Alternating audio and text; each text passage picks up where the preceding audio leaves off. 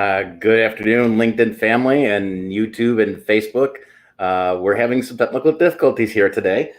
Colonel Landry is working on getting his microphone set up. So we're just going to riff a little bit until he gets a chance to jump into it, and hopefully he'll get that working. But today I'm very pleased and excited to have Colonel Landry on board with us. He is the author of Growing Mentor Intelligence, a field guide to mentoring. And also he has an accompanying workbook that goes with that as well too. I have a copy of this already. This is a new copy that he blessed me with a very nice autograph, and so I'm going to keep this one in my collection and not wreck it by all the underlining and highlight I tend to do in books. So Colonel Landry is in the green room right now. Let's see if we can add him, and hopefully we'll get some volume from him. Can you hear me? Welcome, Colonel Landry. Can you hear me? And of course, we can't hear you yet. This is the beauty of live shows, and there are always going to be technical difficulties. So we think it might be a hardware issue on the Colonel's end. I don't know if you heard the introduction. We were talking about your best-selling book. Oh, there he goes. So I'm going to remove him from the stream for now, while I let him go back and try and get that going. I am a huge believer in mentoring, and myself, I've been trying very hard to become a better mentor for others, and sort of up my mentorship game. Because I think it's critically important. Anybody who professes to be a servant leader should be into mentorship. And Growing Mentor Intelligence, his field guide to mentoring, is an excellent book to help you out. Right? I think most people, by their very nature, especially if they're givers, tend to be good mentors, right? But there are some concrete there's concrete steps that you can do to become a better mentor, right? And I don't want to steal too much of Colonel Landry's praise here, or take away from his book here. But he's got here he is, and he's got a new computer. So we're going to try this out again, guys. Hang on here. I want to let him into get him out of the green room lockdown. And let's try this again. Can you hear me? I still can't hear you. And this is a different computer. It's a brand new camera. Yeah, we can't hear you. I'm sorry. All right, so I have to think about this for a second, because we are live now, and we're going to troubleshoot why we are live. At the bottom of your browser there, Colonel, you'll see that camera mic little gear. Click on that, and if you on a PC now, or you just switch to another Mac. Another Mac. Okay. Where are my Mac guys? When you need them. Oh, Dr. Irene says we can hear Alan. Well, yeah, but if I can't hear, let me try something different. Hang on. Can y'all tell Bob? Hang on. They can hear both of us. Thank you. That's my cousin Dan. Hold on. Thanks, Dan. It's on my side. And remind me never to blame Mac again for anything. There, now I can hear you. So, hey, hallelujah. We have the technology. Yeah. So thank you, Dr. Irene. I love her to death for saying we can hear Alan, because that helped me. And thank you to my cousin, Dan.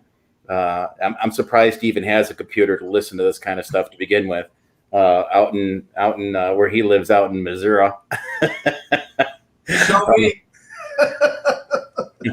And Dr. Irene, yes, I know Macs are awesome. I live in a Mac household. So I am on the beta program for Windows 11. And that's what I'm using right now. So it was a conflict setting on my side of the equation. I had tested it and it didn't turn out. So definitely my fault. So once again, everybody, welcome 5 minutes later to Coffee with Bob Live. And as I started off before, we are meeting with Colonel Alan Landry, author of Growing Mentor Intelligence, A Field Guide to Mentoring. And I don't know if you heard this, Colonel, but this is actually my second copy. This is the copy that you sent me with your wonderful autograph in it. And so I have a tattered copy that I use, but I'm gonna encase this copy because I know someday it's going to be worth tons of money. And then can we make it worth tons of money now? yeah, I'll work on that. And also, he has going along with this, which I don't have, and he was so kind to send me, the Growing Mentor Intelligence Field Guide, the companion workbook. So I haven't started this yet, which I will. So I was explaining before we both didn't have volume that I think anyone who professes to be a servant leader needs to be a good mentor as well too. Thank you, Dr. Irene, for saying that. You're just wonderful. I really love her to death. I mean, some of you people know that I'm Dr. Irene and I are working on a couple of things right now, and I think I've posted it before that her expertise and her help has actually helped me with my MS symptoms, which is just amazing. So, but I don't want to take the highlights away from you, Colonel. And we have someone else joining us from Japan.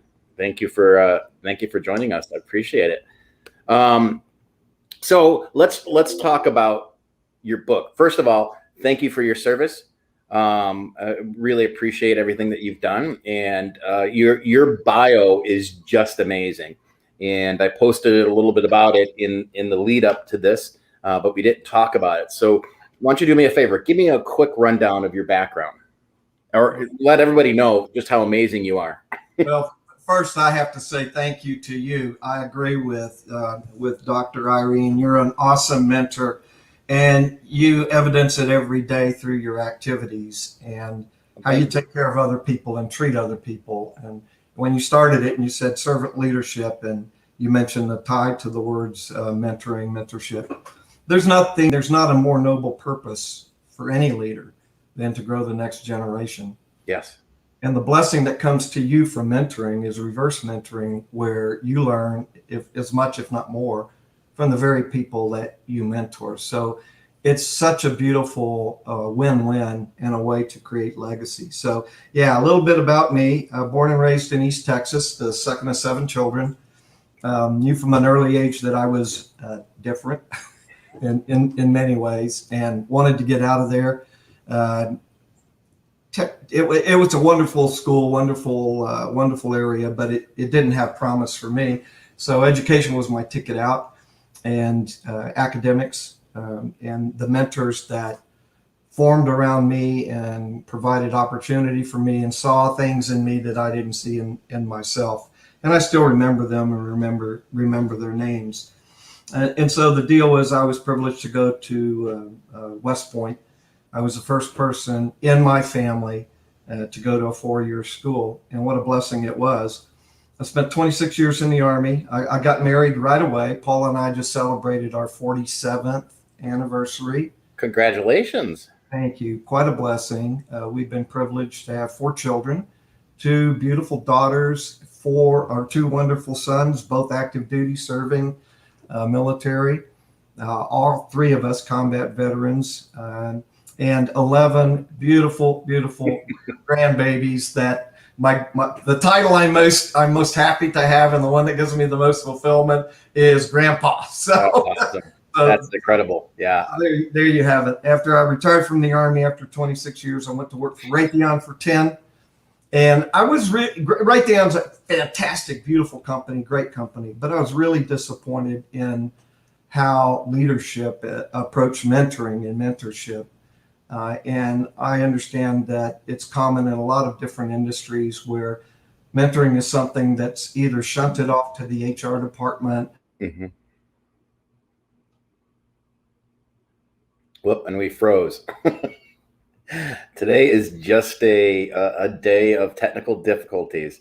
Um, Colonel, I don't know if you can hear me, but you have frozen in the stream, and that's definitely on your side. Um, Dr. Irene, if you can hear this, let me know, or anybody out there, Dan, if you can still hear me, just pop me a message and let me know at least you can hear me. And if Dr. Irene, or I'm sorry, if Colonel Landry is frozen like he is on my side of the equation, let me see if I can send him a direct message. Let's see. This is there. Oh, he apparently he knows because he just left us. So we'll get back to Colonel Landry in just a second.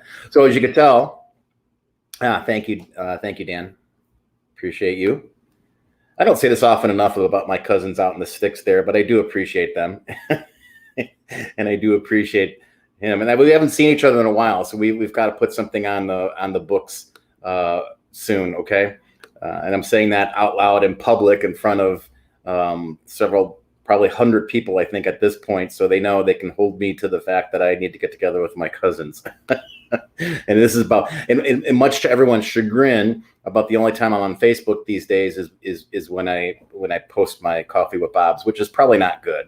I mean, I go on Facebook to look at the pictures of my kids and now especially my grandchild, but I spend most of my social media time on LinkedIn trying to grow myself both professionally and somewhat spiritually as well too.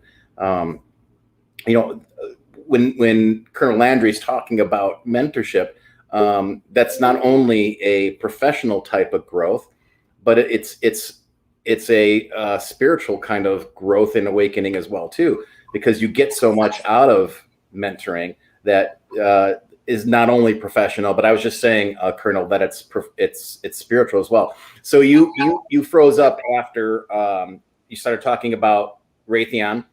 10 years, and we were talking about you're talking about how the greatest title that you have right now is grandpa, so which is very cool too. So yeah, I apologize. For some reason, my computer just shut down on me, so I had to restart.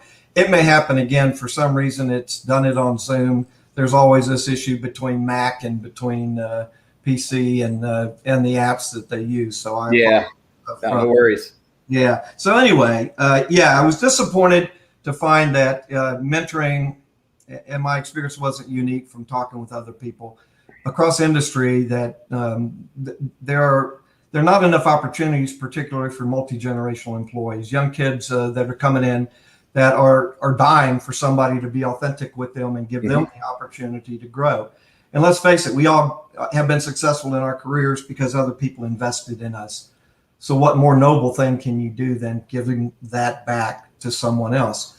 And yet when you look across many industries or organizations, academia, nonprofits, and so forth, they don't have formal mentoring programs. And if they do, oftentimes, like I said, it's shunted off to HR. And in my view, that's a mistake. The people that should own mentoring are the leaders in the organization at every level. Every level. And I think that we need to democratize mentoring so that every person who wants mentoring is able to reach out and be mentored. Yep. And more importantly, that everyone ought to absorb, if you're in a leadership position, you ought to absorb that basic responsibility. Even if you don't think that you have the right personality or that you don't have experience or you're not qualified or whatever, reach out there, partner with somebody, and mentor them. Start that journey. You will learn so much and they will learn so much. And it's all about relationship, which is why I wrote the book. It's not about telling people what to do. It's not about coaching them. It's about creating relationship, life-giving, and moving beyond there. Yeah. So yeah, exactly. I agree. I agree 100%. I'm totally on board with it. I think, let me ask you this question. My view of mentoring over the years, and I've been mentored by some really great people, and I've been mentored by some terrible folks, quite honestly. I think in the past, at least, and I think even today in some cultures, mentorship is viewed as a way of giving up the secrets, right? Of if I'm going to mentor someone, I'm making myself irrelevant, and nothing could be further from the truth, right? No, you're exactly right. And we lost him again. At least we lost him just as he was saying I was exactly right, which is always a good thing.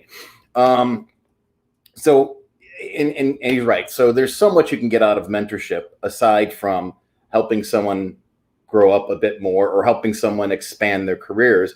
You can learn so much from them. I mean, I'll give myself as an example. My training, my degree is in English and literature, yet I'm in technology. And not only am I in technology, but I'm in technology leadership. Right now, I should be calling this coffee, not the coffee with Bob, I should be calling it lunch with Bob, because I do it during my lunchtime because I have other responsibilities to focus on.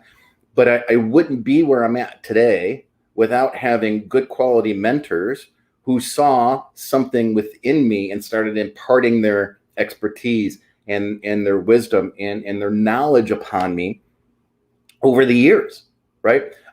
Now, you wouldn't want me to program something. I mean, I certainly can. You wouldn't want me to build a website. I certainly can. It would take me longer than someone who has the actual expertise to do it. But the fact is that someone with an English and literature degree is able to transition into a technology leadership role is because I had good mentors along the way. Go ahead. I'm sorry. You're back again. The mentor expert is back again.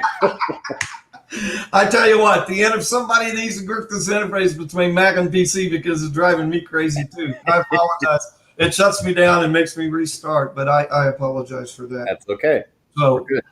So you one of the comments I made is that many people, especially folks in my age group, our age group, right, view mentoring as a way of as possibly making them irrelevant. Yeah, right? I don't remember. Yeah. When I personally think that mentoring should be top of our minds as leaders, even if it's just for succession planning, right? I mean, you've got to educate the generations and the people below you, because if you don't, your legacy is going to die on the vine then, right? Yeah, and you've tapped onto one of the fallacies, the myths about mentoring. You're going to give up the company secrets. The other one I've heard is that if you ask for a mentor, it's a sign of weakness. You should be able. I made it on my own without a mentor. You ought to be able to do the same. I hear a lot from the women mentees that I've had that they were scared to ask for a mentor because they had been raised in that view that it's a sign of weakness to be asking for a mentor, when nothing could be further from the truth. You mentioned, I mean, one of the benefits is in fact knowledge transfer, but it's so much more complicated and beautiful in so many other ways. Knowledge transfer works in both directions. Right. I mean, how much do you know about the generation that's coming on board now? I mean, and these kids, we just went through the 9/11 memorial. A lot of these kids were born that year, and now they're in the workforce. They've grown up in a totally different universe than we did. And so, there's always two ways of thinking, Bob. And I love the way you approach it, because your mind doesn't even wrap its head around scarcity thinking. You're always abundance thinking. And so scarcity thinkers are always going to say, I'm not going to give up the company secrets. It's a sign of weakness if you ask for a mentor. I did it without that. I didn't need it. They can learn on their own. They need to learn by bumping into it, because that's the way you grow. I'm not qualified to be a mentor. I don't like working with people, all those kinds of, and they're all excuses, really. They're all excuses. It's real simple. If you're a leader, you have a responsibility, a basic responsibility that I learned in my 26 years in the Army, to grow the next generation. It's so fundamental and so basic. And if you can get into that abundance thinking and realize, you know what? So in my book, I talk about each of us as a unique creation in mind, body, and spirit. And integrity is when we're aligned in all three of those areas. And you realize then that every person, there's no such thing as normal or standard. Those are math terms that we apply to people from the time the baby's in the womb. And it's crazy because, we're comparing ourselves all the time to other people. Forget about that. Everybody's unique, and that means you have unique gifts to give back to the world. And a mentor's responsibility and most noble purpose is to help someone else find that noble purpose. And you may find your own along the way. So, yeah, I wrote an article called The Rise of the Anti-Mentors. I think you've read that on my LinkedIn profile. Well, where each of us, I'd been talking with some very, very accomplished and distinguished people across industries. And in most cases, almost every one of us has got one of those anti-mentors in our life that told us we weren't smart enough or good enough or handsome enough or talented enough. And even after achieving all those successes, the power of that anti-mentor is so strong that they put that doubt in us about those gifts. Do you really have something good to give back? Well, I don't know. Maybe that person was right.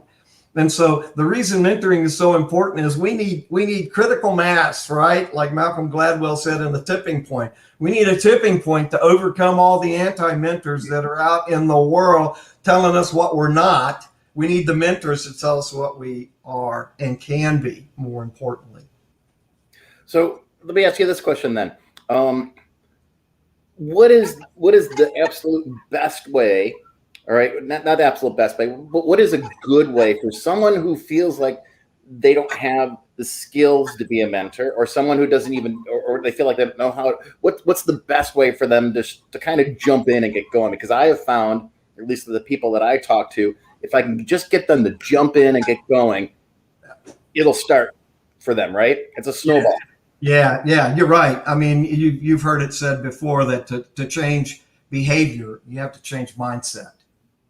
And that is so critical, because a person that's already convinced themselves that they can't be a good mentor, if they don't change that mindset, no process or technique or tools are going to help them do that. So my advice to all the people out there that are wannabe mentors and afraid to jump in is, first of all, convince yourself you're good enough. Love yourself enough to love other people. The second thing is, if you are out there stuck and you don't know where to start, why do you think I wrote these books? I wrote them to give people a place to go, a start point. And because there wasn't process or structure around it. And you don't have to buy mine. You don't have to buy into the concepts and philosophy. But if you don't have another place to start, try it. It might work for you. I'm a strategist by nature, a strategist in the Army, a strategist with Raytheon. And what I tried to do, Bob, was combine the processes and procedures of strategic planning into mentoring to help people create life strategies. And it starts with that one step forward that says, you know what? I heard Alan talk today, and I'm going to go find me somebody, and I'm going to mentor them, and I'm going to ask them to enter into a journey of relationship with me. I'm going to overcome my fears, and I'm going to tell my mentee, prospective mentee, I don't have the answers. I don't have any answers for you, but I want you to join me on this journey so we can both grow and learn. I'll share insights and perspectives. I'll share what I've got, my gifts, with you, and I ask you to share yours with me so we both grow along the way. Yeah. Just take that first step. That's all. And it's you know what? It's almost like a parent-child relationship, because I try to mentor my kids as much as possible, right? And they mentor me back in some of the things that they have going on in their life as well too. And you need to take advantage of that. And you almost have to treat it that way in the workspace, right? Because if you want someone to feel what you have for them, you almost have to create that relationship, that loving relationship, right? I have no doubt that the people that I work with know that I care for them, because I make it a point of letting them know that I do. And everything that I do in regards to leadership or working with them is done in a loving way. So when you talk about mentorship, and I've learned this from your Mentor Intelligence book, and I'm assuming that there's going to be some worksheets on that in the workbook once I get to that. I think that's kind of where you're going with that, right? Yeah, you're right. And I'm 69 years old, so I'm a child of the 60s rock groups and all that. And Blood, Sweat, and Tears came out with a song, and in there's a line that says, the child is father of the man. And it's a really interesting perspective around that. And I think it applies to mentoring and mentoring relationships. I grew up in an era where mentoring was the senior seasoned, most experienced person. You know, I was the colonel. I had 42 lieutenants in my command when I was a Patriot battalion commander, and my responsibility was to share my wisdom with them. And it was far more directive and all of that kind of stuff. And I was just a novice on my own mentor journey. And I learned so much over the next 15, 20 years about the opposite. Let the child become the parent. Learn from them. Be vulnerable enough to realize, yeah, you're experienced, and yeah, you got the title, and yeah, you got the position, and maybe the parking space and all that kind of stuff. But listen to these kids, man. They have so much to offer because they are at a different place. They grew up differently, but more importantly, God made them differently. And so you can learn from them and they can learn from you. So in some ways, it almost becomes peer mentoring. Forget about the father, son, the child, parent. Make it peer to peer, where you're learning and growing from each other, and just sharing your gifts and experiences with each other and being open to that. And it's not always easy, man. I had some of the toughest challenges listening to one of my first mentor sessions when I was at Raytheon about 15 years ago. It was a young man who showed up 30 minutes late for the session with no call, no notification. And I said, man, you know, that's just disrespectful. Well, the gentleman was an African-American who grew up with a different view about responsibility and authority. And I am the person from the 60s that grew up with this lockstep, you know, you got to be here, you got to do there, you got to be structured, you got to be disciplined and all that. And so the failure was on my part for not explaining expectations up front. And so rather than getting angry with this young man for what I thought was disrespecting me, we just created a process whereby you're going to be late. I ask that you send me a note or call me or whatever. Be respectful of each other. And that means me learning what that generation's standards and expectations are. And just being open to that and vulnerable. So now you don't have the answers. Ask questions, talk to each other, set expectations, reevaluate them after every mentor session. Am I meeting the need? Am I giving you what you need? And vice versa. So hopefully that gives you some ideas. Yeah. I also think that half the battle with mentorship too is allowing them to fly. Oh, God, yes. Letting them go and being there to catch them when they fall, because they will, just like you will, right? And you need them to catch you as well, right? Yeah, and you're hitting on something really important there, because I've talked to a number of mentors that grew up in a belief, a false belief, a myth that mentors not only have to have all the answers, they can't be vulnerable, they can't show that they make mistakes in some ways. And even people that deny that, I mean, come on, face it, when you're sitting there, it's embarrassing when something goes wrong or you make a mistake, and nobody wants to say, you know, I screwed that up and apologize. Man, you got to do that, and you got to show them by your example that it's okay to fall. Not only that, if you're a leader, it's really important for you to underwrite the honest mistakes of your team and give them that opportunity. One of my mentees is at a transition now between doing everything and becoming a leader of a team.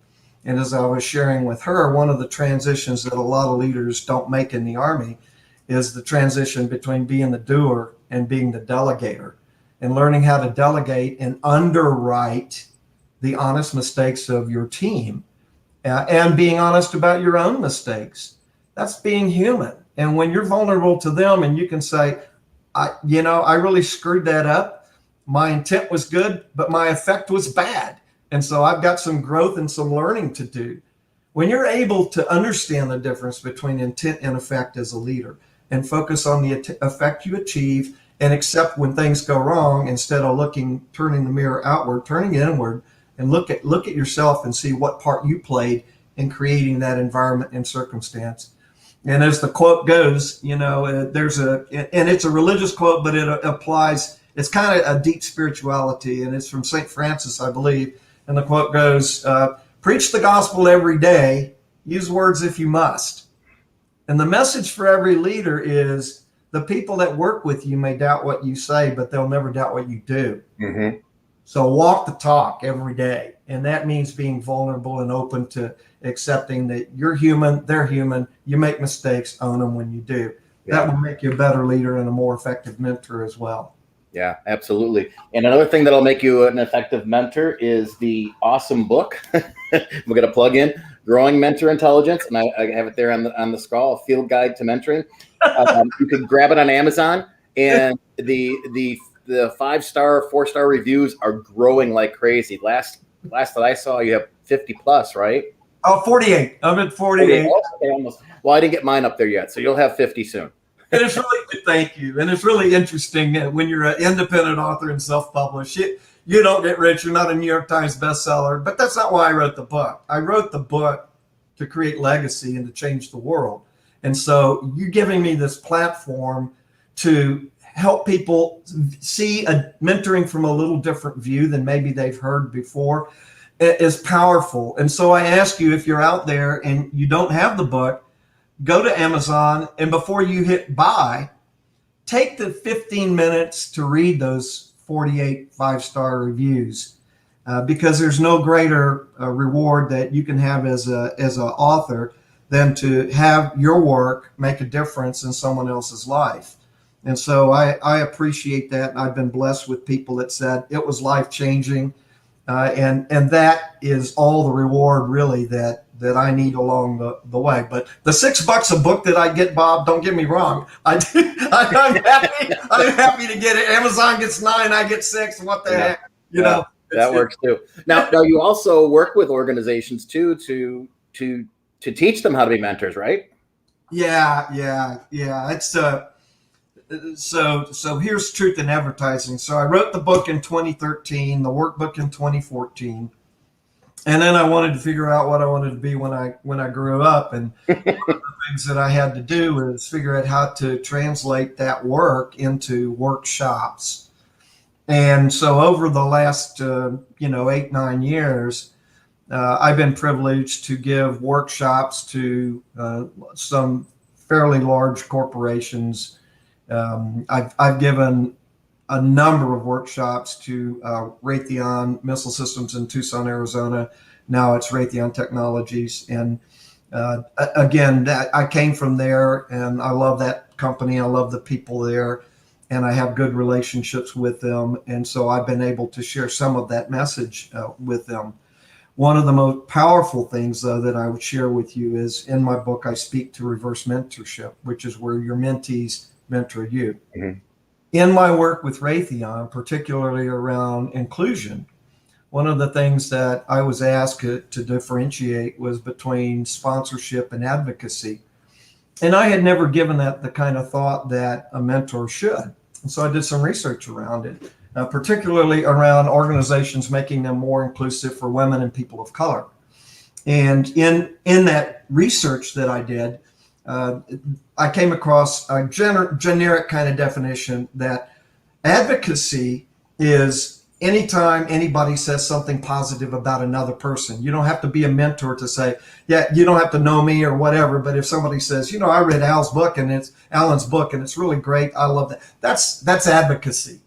Just being positive about somebody and something that someone, a person, and giving them a lift when they don't know that you're giving them a lift. It's very important. And so as a mentor, advocacy needs to be part of it. Above that, though, is this thing called sponsorship. And sponsorship is when you're in a position of leadership and authority where you can make, for example, hiring and firing decisions. And so you can not only advocate for people, but you can sponsor them and bring them on board and raise them to that level to create a greater sense of balance for inclusion across an organization. Well, okay, so now let's talk about how that plays with reverse mentoring. In 2019, in September, I got an email from one of my young lieutenants when I was a battalion commander, 93. And he wouldn't mind me mentioning his name, is Kevin Kick. So Lieutenant Kick became Colonel Kick in the Colorado Army National Guard. And mentoring and mentorship across the National Guard became a big question and issue but something that they wanted to grow in. So Kevin sends me a note and he says, hey, Colonel, I think I got maybe a gig for you to come down here and give us some workshops. And so fast forward, I was privileged to spend 3 days in Colorado, in Denver and Colorado Springs, giving workshops to the Colorado Army National Guard around my work. So what is that? That's one of my young mentees now, 20 some odd years later, who sponsored me, not only advocated for me, but sponsored me into the organization and gave me an opportunity space I couldn't create myself. What a beautiful thing. Yeah, that's amazing. It is amazing. That's the circle of life. It is a circle of life. And, you know, I love your concepts around servant leadership and servant mentorship. And it's really true. The more you give, the more you're going to get. It's really true. You put your heart and soul into something, you be passionate about it, like I am about mentoring. You approach it in a positive way, and you try. That's one of my mentees. Oh, there you go. Calling me, and you genuinely approach it. And then this whole thing about that's something totally unexpected to me. Reverse advocacy and sponsorship. Never expected it. And so I've been able to take the show on the road to different organizations. I've given workshops to nonprofits, to veterans groups, and things like that. And so if you're interested in a workshop, know a group there, my contact information, link up with me on LinkedIn or email or whatever. Read the 12 articles I've written on mentoring and leadership that are in my LinkedIn profile. Read the responses or the reviews of people on Amazon. And if it's something you're interested in, connect with me and we'll work something out. Awesome. Well, Colonel, thank you so much for being on the live. Sorry about all the hiccups at the very beginning, but we got through it. And I think the value that you provided is worth it. I always say that one connection can change a life. And if you're not connected with Colonel Landry, if you're not following Colonel Landry, or you're not engaging with him, you really need to, because every day he's offering some amazing content. And his book, Growing Mentor Intelligence, A Field Guide to Mentoring, is outstanding. I'll let you know about the workbook after I go through it, but I went to the book, and thank God he sent me a second copy, because my first copy is all tattered up. But he's done some amazing work. So again, Alan Landry is one connection that can change your life, because he certainly is added to mine, and I appreciate you so much. Well, thank you. And I encourage all of you to read my article, Intersections 2, on LinkedIn, published in 2017. It is all about how one connection can change a life. And for me, the quote that I signed when I sign my books, and Bob's got it in his, to mentor is to change lives forever. Yep. And it really is true, not just the life of the mentee, but the lives of the mentor. So don't be afraid. Go out there today. Find yourself someone to mentor and be mentored by, and change the world one connection at a time. That's so true. So amazing. Thank you so much. Thanks, Bob. Take care, and thanks for the opportunity again. Have a great day.